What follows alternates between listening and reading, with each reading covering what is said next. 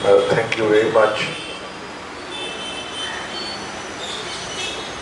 Just a few months after the GST was launched, I once had to receive a delegation of traders in Delhi,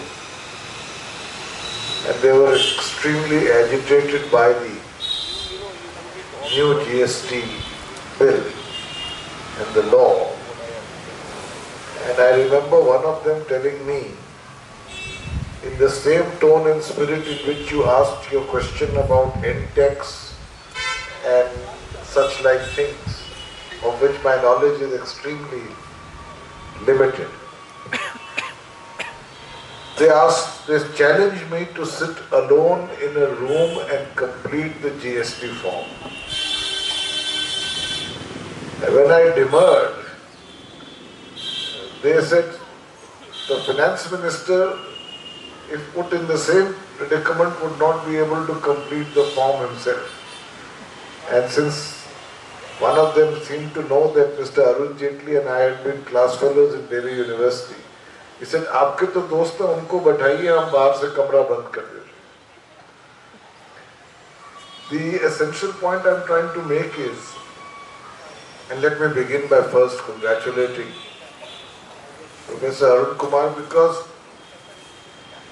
one of the things that's important in a democracy is to have a debate, is to have points of view which do not suffer from the pall of uniformity, to have a scorching critique is part of an ongoing debate in a democracy, where perhaps as a result of the critique you may come up with a synthesis which enriches even as it enlivens the whole process of debate. So I want to congratulate you, Professor Kumar, for a book, and your courageous book, given sometimes the apprehensions in today's time. You have written a book which is blunt, which is fearless, and which states a point of view with total courage of conviction. Now, when I was asked by you and Nirjaji to come and speak today, they will recall that I had protested saying that I am not an economist. My protests were not taken heed of. 30 years ago, my first book was on Mirza Ghalib. And my latest book is on Adi Shankaracharya. So I have not been very much involved, apart from being in politics and therefore an observer of everything without knowing anything about anything very deeply. I am not a trained economist, and so about the complexities of your argument and their detail, it's difficult for me to comment. I would like to make the point, though, in defense of the GST, is that some kind of substantial tax reform in this country was needed.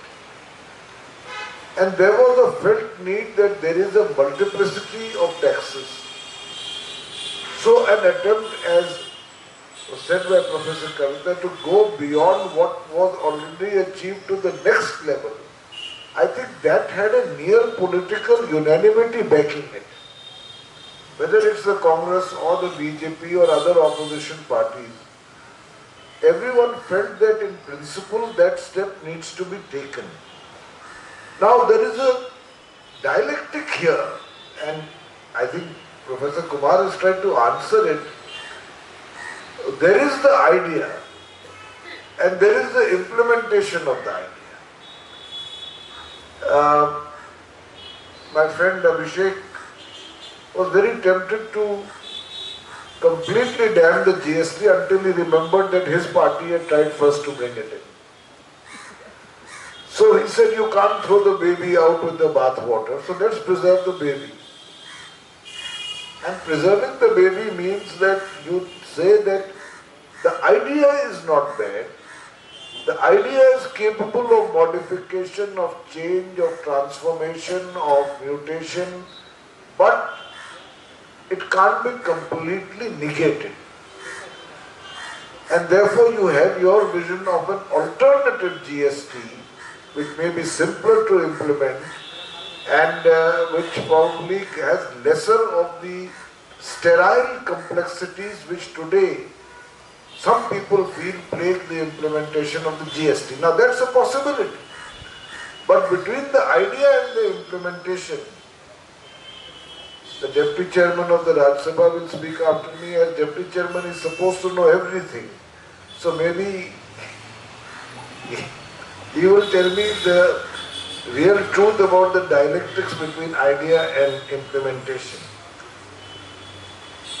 There are other issues that come up in this book, and I see it more from the political prism. Once you go beyond the dialectic of idea and implementation, and if your conclusion is that the implementation was less than perfect, then the question arises, was it implemented in haste or without adequate planning?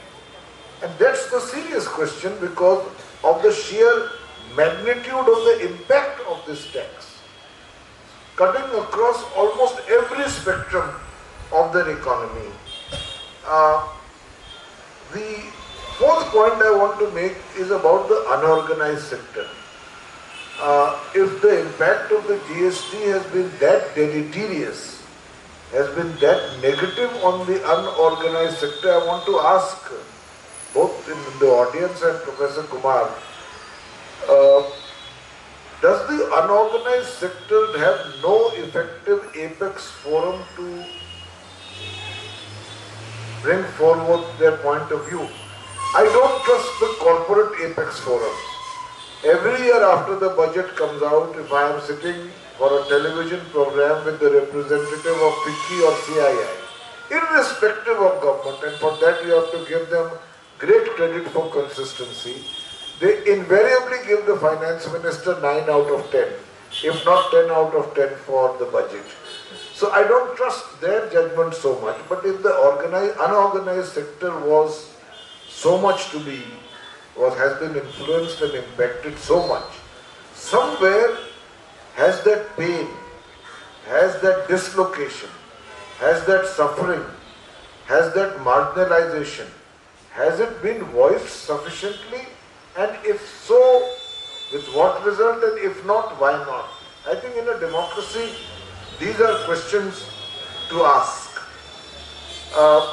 Lastly, I want to say that although they may not be so inclined to do it, I would strongly recommend the government and the mandarins of the finance ministry to read this book. It's a well-articulated counterpoint of view to their accepted truths. And as the whole tradition of Shastrarth, the parampara, the tradition in our country shows that unless you have the ability to listen to the opposing point of view, even let me say that in our most academic bhashyas written, for instance the commentaries on some of our basic foundational texts of Hinduism, no bhashya is complete without including at length the view of the opponent. And then you seek to demolish it or to answer it or to react to it. So I think it would do the finance ministry a great deal of good and the government if they were to read this book carefully and take its criticism in a constructive light in order to see what can be done about it in the future. Thank you.